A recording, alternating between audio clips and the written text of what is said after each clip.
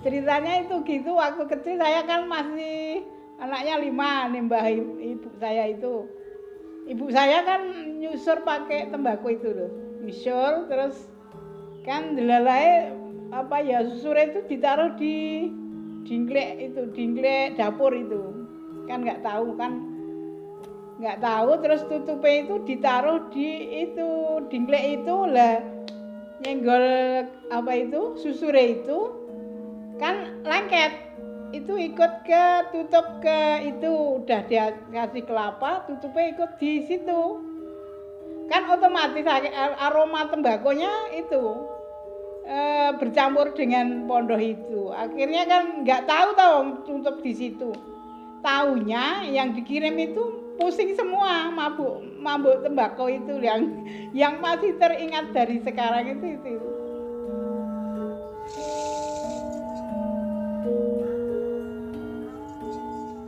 Assalamualaikum warahmatullahi wabarakatuh. Di sini saya perkenalkan, saya bernama Bu Puji Sarwiyanti yang beralamatkan di Suroketen, Selomartani, Kalasan. Saya di sini sebagai itu penggiat kuliner dari Pondoh Tempe yang notabene itu kalau kulinernya itu dirasakan kuliner yang jadul. Masalah sejarah itu kalau dari dulu memang ada ya Pondoh Tempe itu sudah terkenal dari nenek-nenek dulu itu sudah ada, sudah lama tapi kan masyarakat sekarang itu seolah kalau Pondoh Tempe itu dirasa kuliner yang jadul jadi jarang tapi ya ada sih sebagian yang masih masyarakat yang produksi ya juga memakai atau makan seperti itu Pondoh Tempe. Kalau mengenalnya sudah lama dari nenek-nenek, dari generasi mbah saya atau ibu saya, terus baru saya. Jadi saya itu seolah saya generasi yang ketiga dari Pondoh Tempe. Terus pada zaman itu kan mbah saya itu misal juragan ya padi ya tembakau itu. Kalau pas ngirim tenaga di sawah itu pakai itu kiriman yang pakai Pondoh Tempe itu. Jadi sekalian mengenyangkan perut juga ya merasa nyaman kalau di perut gitu lah. Ibu saya juga begitu. Ibu saya juga juragan dari itu padi juga tembakau juga memakai itu dan akhirnya saya yang ketiga itu juga ikut-ikutan juga melestarikan itu Pondoh Tempe. Prosesnya itu mudah sekali. Dari ambil beras terus dipususi istilahnya itu dicuci paling enggak 3 kali. Saya kan yang pususan 1-2 itu mesti tak kasih tempat wadah untuk buat pupuk organik itu bagus ya di tanaman itu mesti yang pususan 1-2 mesti tak pususi itu tak padai airnya itu bekas pususan tadi namanya leri itu nanti difermentasi bisa untuk pupuk.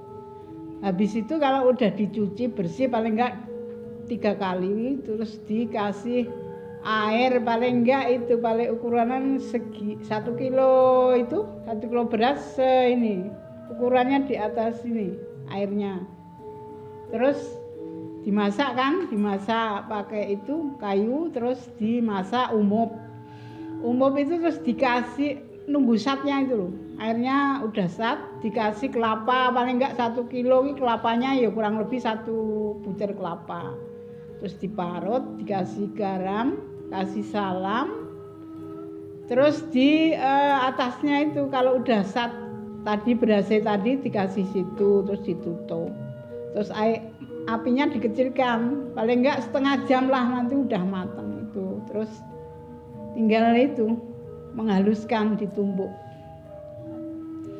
terus itu selera misalnya mau tapi nek kebanyakan dari ibu mbah saya itu dinuk-nuk itu jadi mudah ngambilnya terus praktis gitu loh itu udah mateng itu tinggal nyajian terus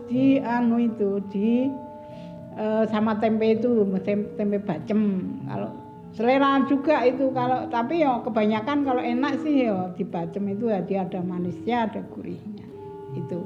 Nek resepnya enggak ada sih angge beras enak yang pulen ya enak itu menul-menul gitu. Prosesnya sama itu enggak ada rahasianya. Semua bisa itu mudah kok memasaknya. Enggak ada proses rahasia, enggak ada. Kalau tantangan sih enggak ya. Tantangan itu biasa, tantangan kalau saya kan enggak menjualkan dari, jadi yang menjual itu dari komunitas saya itu dari KW itu ada yang menjualkan. Tapi nek tantangannya itu enggak ada, beras-berasnya sendiri, bahan-bahannya mudah didapat dari saya. Terus berasnya yang enak dan itu beras sendiri, panen sendiri. Terus masalah misal ada kelapa, garam itu kan mudah didapat. Enaknya itu kalau tempenya harus dibacem, tadi ada manisnya. Terus apa ya, kalau pondoknya kan ada gurihnya, jadi kan selaras lah gitu, ada gurih, ada manis itu. Kalau tempenya sebetulnya enak, yang tempe zaman dulu itu tempe yang bodong itu enak. Istimewa, nah kalau enggak ada yang istimewa lah, itu natural seperti masak biasa itu, cepat dan mudah gitu. Pakai salam. Salam itu kan mengarah ke kesejahteraan.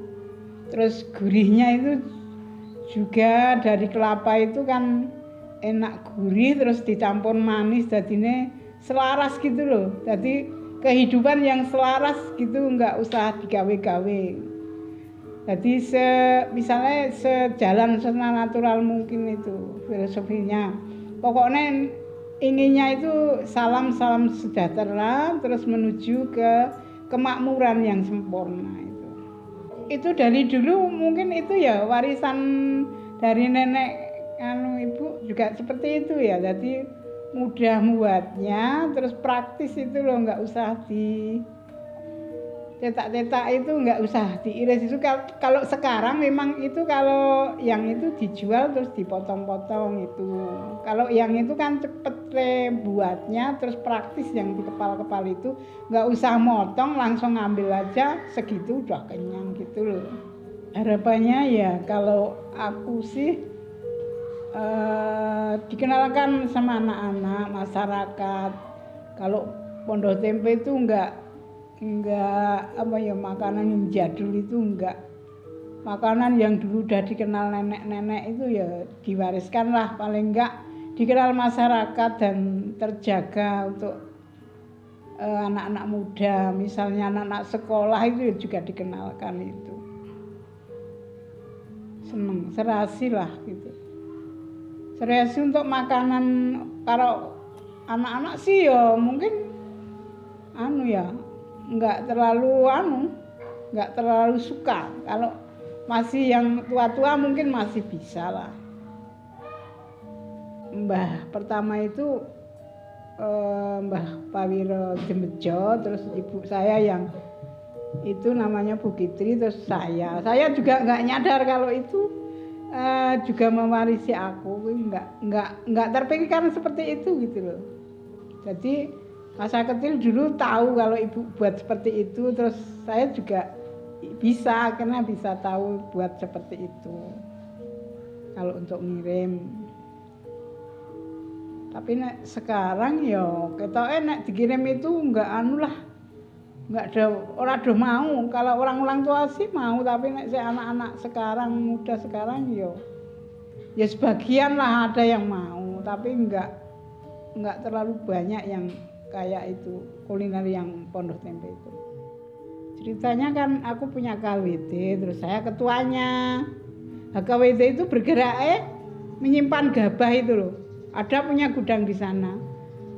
Gudang gabah itu yang nyubsidi gedungnya dulu dari Dinas Pertanian juga.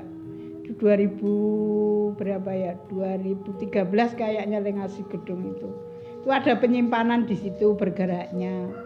Bergeraknya itu menunda jual itu loh. Jadi sekarang kalau panen kan gabah murah. Nanti jualnya nanti pas kemarau ini pecekle atau masyarakat enggak panen itu baru dijual, kalau enggak dipinjamkan. Semua sekarang larinya kepinjam ke kelompok itu, KWT Lumbung Dewi Sri namanya itu. Terus masalah yang pondok itu memang ada kelompok lagi tuh, kelompok pasar tani yang jualannya ada bubur, ada sayur, ada jadah tempe, ada pondok. Lah di situ itu kalau anggota saya itu jualannya habis subuh itu jualan pondok tempe itu mesti juga laris. Tadi satu penak kan 2,5 tau sama tempe itu. Mesti ada yang tanya, kalau orang-orang sepuh mesti tanyanya pondok tempe atau jadah tempe itu.